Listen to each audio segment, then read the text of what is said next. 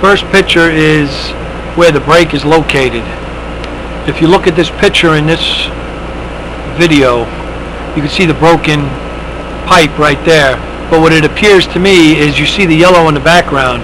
The yellow appears to be the gas line that the gas company ran approximately a year ago. And it looks like they went right through the pipe. I'm going to pull the cable out, the camera line out, and re-record the whole thing so we can get a better view.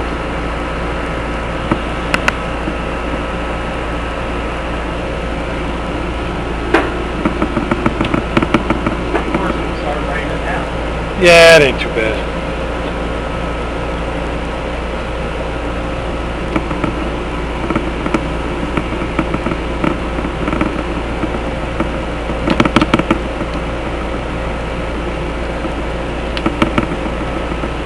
I didn't even know that. One good thing about that is the company did find where this thing was. Oh, they located it? Yeah. $400. Location. Yeah, I wish I had the damn locator with me. Because I'd take it right out front for you. I'd pinpoint it for you.